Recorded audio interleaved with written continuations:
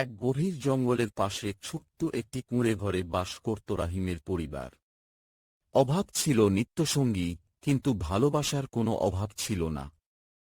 রাহিম দিনমজুরি করে সংসার চালাত, আর তার স্ত্রী আমিনা অল্প দিয়ে পরিবারের সবাইকে আগলে রাখত। রাহিম, আমিনা, আজ কাজটা ভালো হলো না, মজুরিও কম পেলাম। আমিনা, চিন্তা করো না, ওপর বালার ভরসা। কম হলেও আমরা সবাই মিলে ভাগ করে খাব। বৃদ্ধ মা, বাবা, কষ্ট যতই হোক, একে অপরের পাশে থাকলে মানুষ হার মানে না। একদিন রাহিমের দুই নান সালমা ও রোজিনা সেই জঙ্গলের বাড়িতে এসে হাজির হল।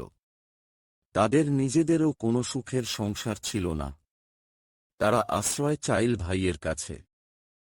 সালমা, ভাই, আমাদের যাওয়ার আর কোনো জায়গা নেই। কয়েকদিন তোমাদের সঙ্গে থাকতে দেবে। রাহিম, তোমরা আমার বোন। এই ছোট ঘরের জায়গা কম হতে পারে, কিন্তু মনটা ছোট না। আমিনা, আমাদের খাবার কম, কিন্তু ভালোবাসা ভাগ করলে কমে না। দিন যেতে লাগল। চারদিকে অভাব। কখনো খাবার থাকে, কখনো থাকে না। তবুও পরিবারের মানুষগুলো একে অপরকে সাহস দিত। রোজিনা, ভাবি, তোমার এত কষ্ট হয়, তবুও তুমি কারো ওপর রাগ করো না কেন?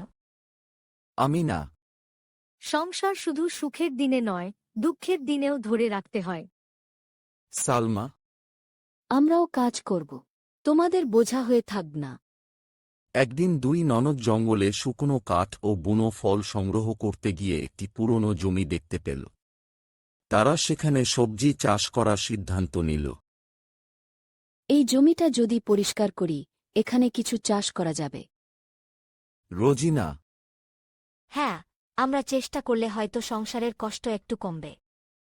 রাহিম, তোমাদের সাহস দেখে আমার মন ভরে গেল। কয়েক মাস পর তাদের ছোট বাগানে সবজি ফলতে শুরু করল। ধীরে ধীরে সংসারের অবস্থা বদলাতে লাগল। আমিনা, দেখো, ওপর বালার চেষ্টা করা মানুষকে কখনো একা ছাড়েন না। রাহিম, আজ বুঝলাম, পরিবারের সবাই মিলে চেষ্টা করলে বড় সমস্যাও ছোট হয়ে যায়। জঙ্গলের সেই ছোট ঘর আজও আছে। তবে সেখানে আর শুধু অভাবের গল্প নেই, আছে পরিশ্রম, ভালোবাসা আর ঐক্যের গল্প। বৃদ্ধ মা, যে ঘরে মানুষ একসঙ্গে থাকে, সেই ঘরই আসল সুখের ঘর। গরিব হওয়া লজ্জার নয়, হাল ছেড়ে দেওয়া লজ্জার। ভালোবাসা আর পরিশ্রম থাকলে অন্ধকার জীবনেও নতুন সূর্যের আলো আসে।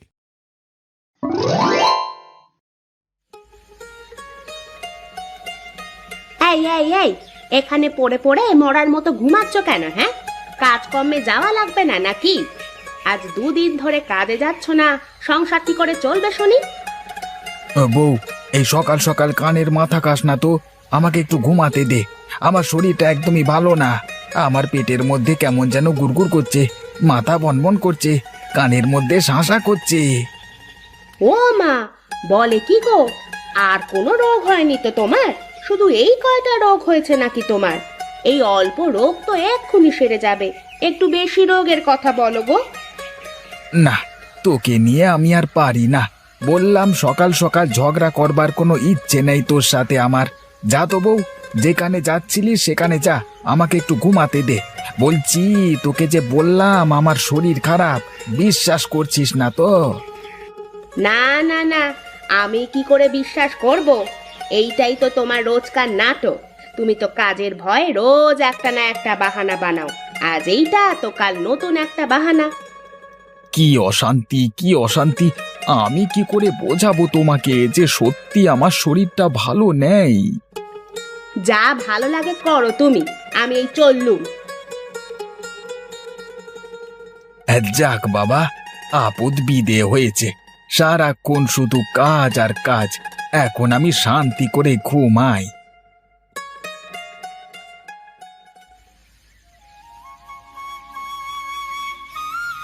আরে মা, কেমন আছো মা? আজ কতদিন পরে আসলে আমাদের বাড়িতে। এসো এসো, ঘরের মধ্যে এসো। ভালো আছি রে মা, তোকে খুব দেখতে ইচ্ছে করছিল, তাই চলে আসলাম। আর এইদিকে একটু কাজও আছে, তাই ভাবলাম একেবারে সব কাজ সেরে যাই। ভালো করেছো মা, এসো এসো, ভিতরে এসো।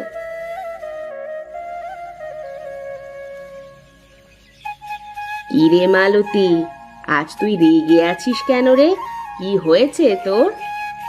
আর সে কথা বলো না মা, তোমার জামাইটা যা হয়েছে না, সারাদিন কাজকর্ম কিচ্ছু করবে না, শুধু পড়ে পড়ে ঘুমাবে, আর সব জ্বালা আমাকে পোহাতে হবে।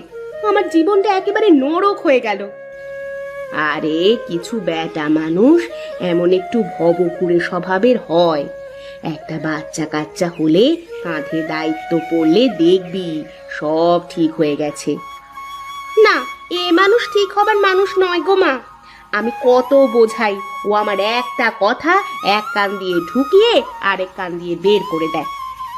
আরে হবে রে হবে, কত এমন ভবঘুরে মানুষ দেখলাম, বিয়ের পর ঠিক হয়েছে, আর না হলে বাপ হওয়ার পরে ঠিক হয়েছে। জানিস, তোর বাবাও ঠিক এই রকম ছিল।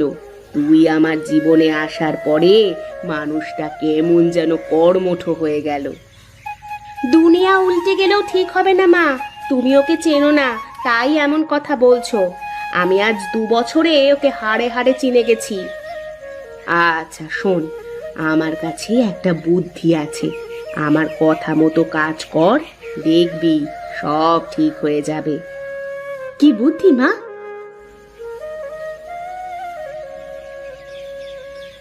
আমার কথা মতো কাজ করে দেখ মা, সব ঠিক হয়ে যাবে। ঠিক হলে তো বড়ই ভালো, আর না হলে আমাকে সারা জীবন এভাবে পরের বাড়ি কাজ করে সংসার চালাতে হবে। আচ্ছা মা, তুমি বসো, আমি তোমার জন্য জলখাবারের ব্যবস্থা করছি। না রে মা, এখন ক্ষুধা নেই, খেতে ইচ্ছে করছে না। আমি পাশের গ্রামে তোর কাকার বাড়িতে যাচ্ছি, ওখান থেকে ফেরার পথে তোর বাড়িতে 2 দিন থেকে যাব। কেন মা, ওখানে কি? একটু দরকারি কাজ আছে, আমি ফিরে এসে তোকে সব বলবো। আচ্ছা মা, এসো তাহলে, সাবধানে যেও কিন্তু। দেখি মা যা বলে গেল সেই মোতাবেক কাজ করে কি হয়।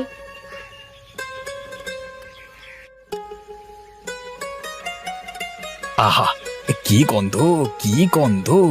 এত ভালো গন্ধ আসছে চিংড়ি মাছের। তা কোথায় পেয়েছো গো চিংড়ি মাছ গিন্নি? আমি তো চিংড়ি মাছ কিনিনি বহুদিন। তা কিনবে কি করে বলো? তুমি যা কিপটে, তাতে কি চিংড়ি মাছ কেনার কলিজা তোমার আছে? চিংড়ি মাছের যা দাম। এই এই এই সকাল সকাল তুমি আবার আমার ইজ্জতের বস্ত্র হরণ করে দিলে গিন্নি। এটা কিন্তু একেবারেই ভালো করলে না তুমি। বেশি আজে বাজে বকবে না কিন্তু সকালবেলা, এই আমি বলে দিলুম। না হলে কিন্তু এর থেকেও বেশি কিছু হবে। চুপচাপ গিয়ে হাতে মুখে পানি দিয়ে বসো, আমি চিংড়ির ভর্তাটা করে এনে খেতে দিচ্ছি। না, এইভাবে কি বেঁচে থাকা যায়? শেষে কিনা নিজের গিন্নির কাছে দাম পেলাম না, সকাল করে আমাকে এই রকম ভাবে কিস্তি মেরে দিল।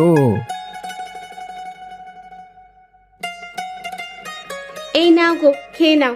সারা রাত কত কষ্ট করে ঘুমিয়েছো, আবার সকালবেলা কত কষ্ট করে ঘুম থেকে উঠে হাত মুখ ধুয়ে নাও, এই কয়টা খেয়ে দিয়ে আবার ঘুমাতে যাও।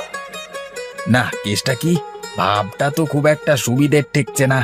ডাল মে জরুর কুছ কালা হ্যায়। দেখতে হচ্ছে তো ব্যাপারটা। বউয়ের মুখ দিয়ে মধু ঝরবার কারণ কি?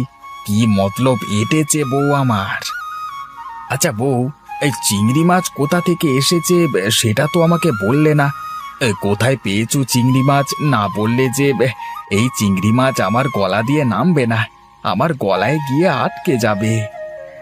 এই শোনো না, তোমার সাথে আমি এতদিন অনেক খারাপ ব্যবহার করেছি, তুমি আমাকে মাফ করে দিও। হাজার হোক তুমি তো আমার স্বামী, তোমার সাথে এমন ব্যবহার করা আমার একদম উচিত হয়নি গো। তোমার কি হয়েছে বলো তো বউ? আজ হঠাৎ এমন করছো কেন? সকালে আমাকে নিয়ে কত কিস্তি করলে, আর এখন তোমার মুখ দিয়ে মধু ঝরছে কেন? আজ সকালে মা এসেছিল, বুঝেছো? মাকে আমি তোমার কথা বললাম যে তুমি কোনো কাজ করো না, তাই মা আমাকে বুঝিয়ে গেছেন। হয়তো আমারই কোনো ভুল হয়েছে, যার কারণে তুমি এমন করছো। যদি আমার কোনো ভুল হয়ে থাকে তাহলে আমাকে মাফ করে দিও। আমি আর কোনো দিন তোমার সাথে খারাপ ব্যবহার করব না গো। আচ্ছা, এবার বুঝলাম। তার মানে মা চিংড়ি মাছগুলো দিয়ে গেছে। তা মা কোথায়?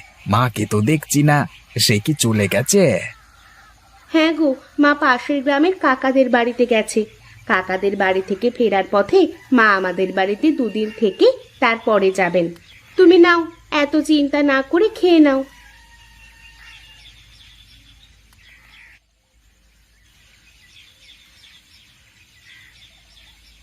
ও হ্যাঁ হ্যাঁ, তৃপ্তি করে খেয়েছি আজকে। একেবারে সেই খাওয়া হয়েছে। এই ভর পেটে খাওয়া দাওয়ার পর একটা ঘুম না দিলে কাজ করা মুশকিল। আমি একটু শুতে গেলাম বউ, হ্যাঁ, আমাকে ডেকে দিও। না না, আমি তোমাকে ডেকে তোমার ঘুম ভাঙাতে যাব না। তোমার যখন ইচ্ছা তখন উঠবে। আমি বাড়ির কাজে গেলাম, আমার অনেক কাজ পড়ে আছে। বাড়িতে উঠোন ঝাড়ু দেওয়া, থালা বাসন মাজা, কাপড় পরিষ্কার করা। আচ্ছা আচ্ছা, যাও যাও, তুমি কাজে যাও, আমি একটু ঘুমটা দিই। আহ।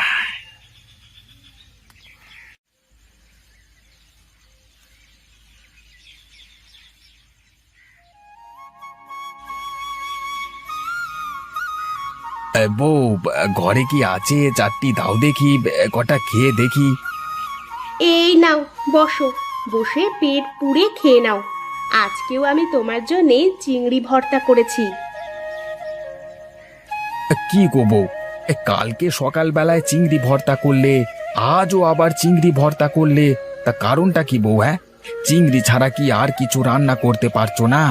এই চিংড়ি মাছ কি প্রতিবেলা খেতে ভালো লাগে?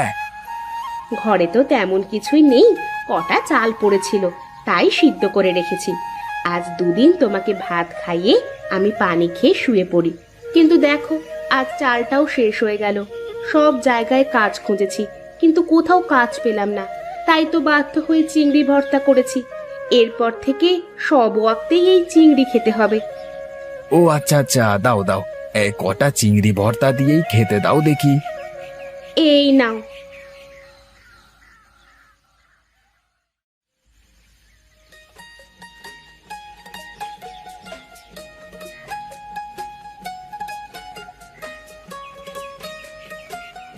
মানুষ নাকি জব্দ হয় না, আজ তোমাকে আমি চিংড়ি মাছের ভর্তা খাইয়ে জব্দ করে ছাড়বো।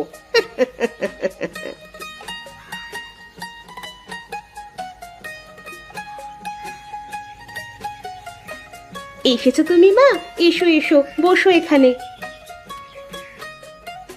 তা মা, বল তোর কি খবর?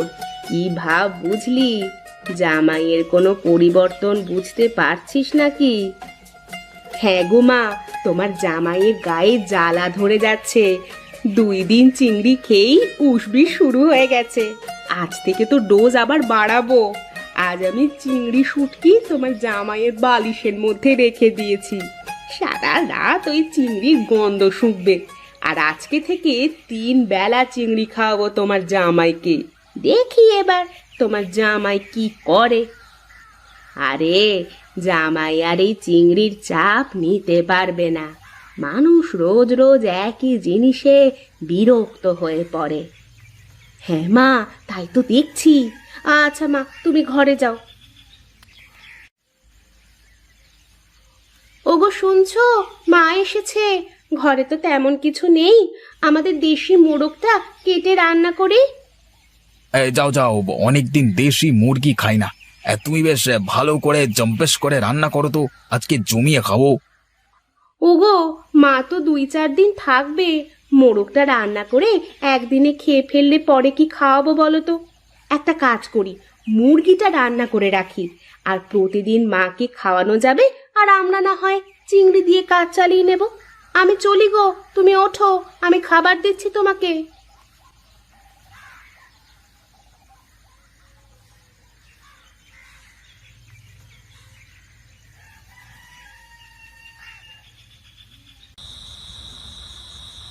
বউ, ঘরে কি আছে দাও দেখি, কটা খাই।